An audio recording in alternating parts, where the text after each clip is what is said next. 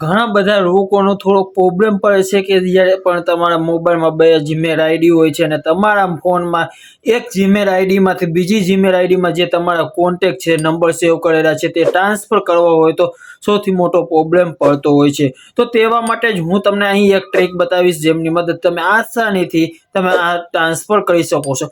અગર તમારો જે નંબર છે તે તમારા ફોનમાં છે અને તમારા જીમેલ આઈડીમાં ટ્રાન્સફર કરવું હોય તો પણ તમે કરી શકો છો. તો આ વિડીયો પૂરો એન્ડ તક જોવો જોઈએ દોસ્તો. ઘણી ફેરે એવું બનતું હોય છે કે તમારો મોબાઈલ ખોવાઈ જાય છે તો તમારા મોબાઈલ બધા નંબર સેવ હોય તે વયા જાય છે. તો તેથી તમારા જીમેલ આઈડીમાં નંબર સેવ કરવાના, જ્યાંથી આપણે જીમેલ આઈડી રિકવર કરીને આપણે તેના નંબર બધા જીમેલ આઈડીમાં હોઈ શકે છે. તો હવે વાત કરીએ કે તમારા મોબાઈલમાં જે ફોનમાં જે નંબર છે તે આપણે જીમેલ આઈડીમાં ટ્રાન્સફર કરવા હોય તો કેવી રીતે કરી શકો. તો ચલો દોસ્તો આજનો આ વિડીયો સ્ટાર્ટ કરીએ. તો સૌથી પહેલા તમારો જે કોન્ટેક્ટ છે તેના પર ક્લિક કરવાનું છે. જી હા દોસ્તો, અહીં કોન્ટેક્ટ પર ક્લિક કર્યા પછી તમારે 3 ડોટ પર ક્લિક કરવાનું, 3 ડેટા છે. અહીં તમારી જીમેલ આઈડી ઉપર ક્લિક કરવાની છે.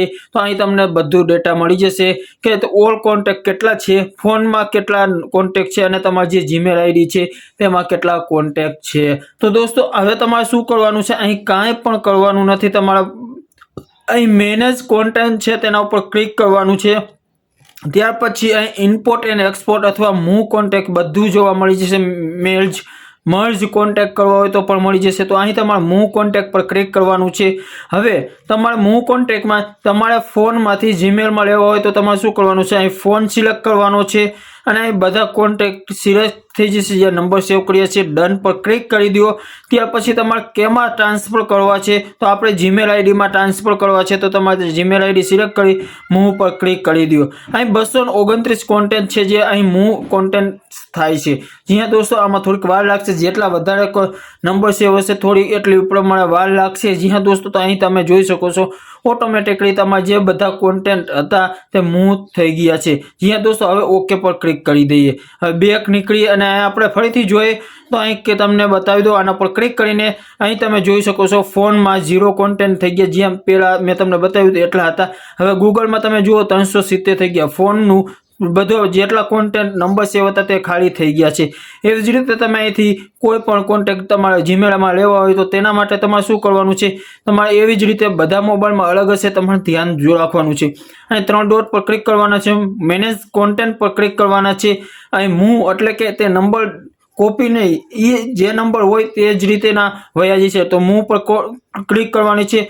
હવે અહીં તમારી જેટલી જીમેલ આઈડી હશે દોસ્તો, જી હા દોસ્તો, અહીં તમે જોઈ શકો છો અહીં મારી પહેલી જીમેલ આઈડી છે જેમાં મેં તમને બતાવ્યા હતા કે આટલા કોન્ટેન્ટ હતા. તો આના પર ક્લિક કરવાનું છે.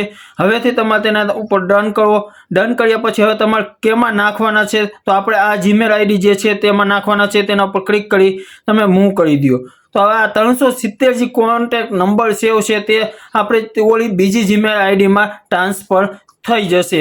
જ્યાં દોસ્તો તો આવી રીતે તમે ટ્રાન્સફર કરી શકો છો એક જીમેલ આઈડીથી બીજી જીમેલ આઈડીમાં.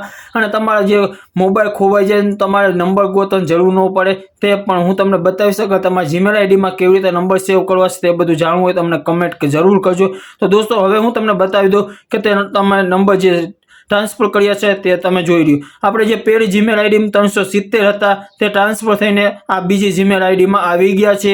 તો આવી રીતે તમે એક જીમેલ આઈડીથી બીજી જીમેલ આઈડીમાં અથવા ફોનમાંથી જીમેલ આઈડીમાં તમારો નંબર જે છે તે ટ્રાન્સફર કરી શકો છો, જે છે ફ્રી છે. આઈ હોપ કે દોસ્તો તમને આજનો આ વિડીયો કાફી પસંદ આવ્યો તો વિડીયોને લાઇક કરજો. આવા જ ઇન્ટરેસ્ટિંગ વિડીયો ગુજરાતીમાં જોવા માટે અત્યારે જ અમારી આ ચેનલને સબસ્ક્રાઇબ કરી દો. જી હા દોસ્તો, ધન્યવાદ. તમારો દિવસ શુભ રહે. જય હિન્દ, જય ભારત.